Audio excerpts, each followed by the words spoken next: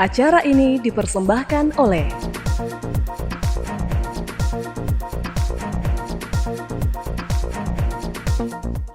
Halo pemirsa Unhas TV, senang sekali saya Iva Syarahman dapat kembali menjumpai Anda dalam Unhas Daily. Dalam beberapa menit ke depan kami akan menyajikan berita-berita terpercaya hanya untuk Anda. Pemirsa, aplikasi Polri Super App dapat digunakan untuk mengurus surat keterangan catatan kepolisian atau SKCK dengan sistem online.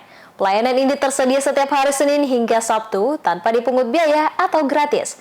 Berikut liputannya untuk Anda.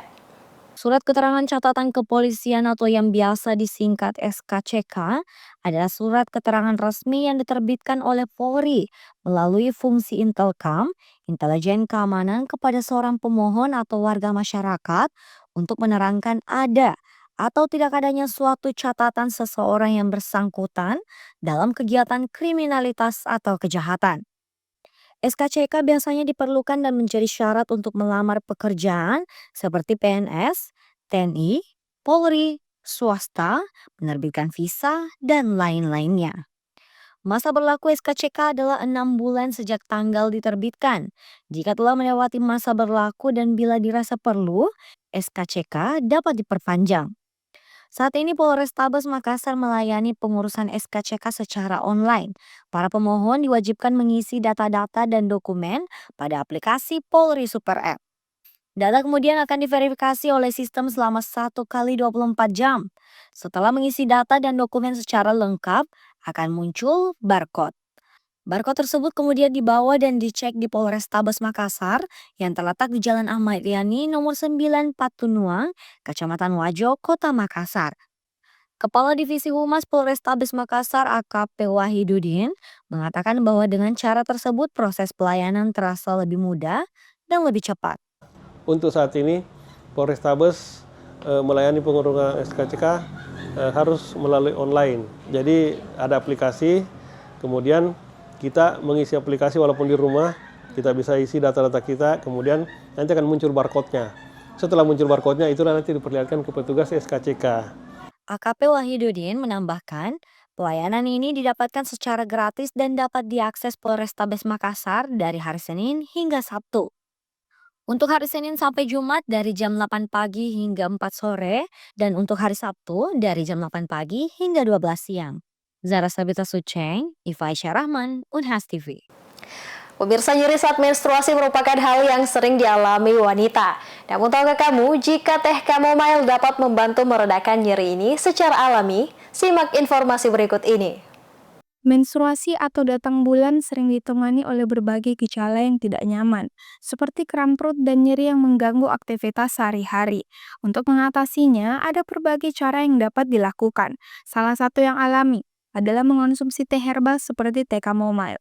Teh chamomile telah lama dikenal memiliki sifat menenangkan dan anti radang. Menurut Ketua Program Studi Program Pendidikan Dokter Spesialis PPDS Gizi Klinik Fakultas Kedokteran Universitas Hasanuddin, Profesor Dr. Nur Puji Astuti, MPH SPGKK FRSPH. Kandungan flavonoid dalam teh chamomile dapat membantu merilekskan otot rahim yang tegang selama menstruasi. Nah, salah satu jenis teh yang mengandung chamomile ini ya sangat bagus dikonsumsi oleh orang-orang yang sering merasakan sakit ya pada saat haid. Sudah ada hasil penelitian di mana diberikan teh yang mengandung chamomile jenisnya dan placebo dan non steroid. Jadi ini suatu penelitian. Nah, ternyata dari penelitian ini ya yang penyebabnya diketahui disebabkan oleh multifaktorial dysmenorrhea ya, kemudian ditemukan bahwa pemberian chamomile ini ya bisa sebagai anti-inflamatori dan analgesik efek, dan dia juga bisa menurunkan rasa sakit ya. Jadi lebih bagus memberikan, kalau jenis teh kita memberikan yang mengandung chamomile. Prof. Puji menambahkan, untuk memaksimalkan manfaatnya, teh chamomile dapat dikonsumsi 2 hingga 3 kali sehari, khususnya saat gejala nyeri atau kram mulai dirasakan. Tidak hanya untuk meredakan nyeri, teh chamomile juga dapat membantu memperbaiki kualitas tidur selama menstruasi. Ketua Komisi 2 Dewan Guru Besar Unhas ini menekankan, Meski teh chamomile relatif aman untuk dikonsumsi, penting untuk memperhatikan dosis dan tidak menggunakannya secara berlebihan. Disarankan untuk memilih teh chamomile yang murni tanpa campuran kafein atau zat tambahan lainnya. Dengan memilih minuman herbal yang tepat, wanita dapat mengurangi nyeri saat menstruasi dan meningkatkan kenyamanan sepanjang hari. Teni Septiani Smuel, Unhas TV. Pemirsa, kebanyakan orang akan mencabut giginya ketika merasa tak lagi mampu menahan rasa sakitnya. Padahal, kalau sembarangan mencabut gigi dapat membawa masalah lebih serius. Berikut informasinya. Mencabut gigi mungkin terlihat sebagai solusi cepat dan tepat mengatasi gigi yang sakit, terlebih bagi mereka yang merasa tak lagi mampu menahan rasa sakit itu. Namun dari ilmu kesehatan gigi, jika mencabut gigi yang sakit tanpa melakukan pemeriksaan terlebih dahulu dapat menyebabkan komplikasi yang lebih serius. Karena hal ini berkenaan dengan peradangan atau infeksi.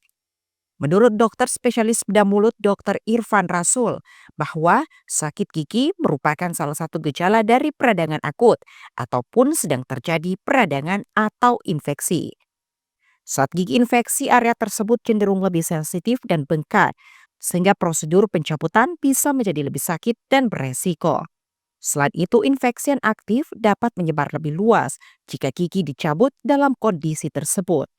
Dijelaskannya, dokter biasanya hanya meresepkan antibiotik terlebih dahulu untuk mengurangi infeksi sebelum dilakukan tindakan pencabutan agar lebih aman dan minim resiko.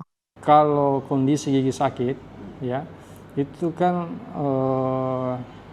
dengan kata lain gigi tersebut mengalami peradangan, ya mengalami peradangan. Nah, kalau peradangan meningkat itu biasanya gampang terjadi proses infeksi kalau kita tidak sesuai pencabutan kita tidak sesuai dengan prosedur.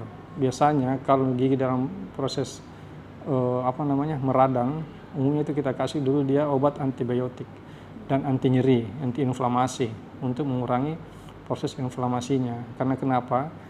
Ini juga berhubungan dengan pencabutan gigi. Kalau kondisi gigi tersebut dalam keadaan sakit atau dalam keadaan akut-akutnya, kita cabut, nyerinya akut, nah itu biasanya obat anestesi itu tidak bekerja secara maksimal, tidak bisa bekerja secara maksimal.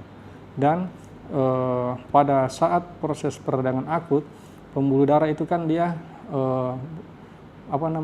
banyak di situ ya, sehubungan dengan proses radang, sehingga lebih besar juga kemungkinan bisa terjadi infeksi apabila proses pencabutan kita tidak betul-betul steril, sehingga besar peluangnya untuk mengalami proses infeksi pada saat pencabutan gigi apabila pasien datang dalam keadaan akut-akut, nyeri akut.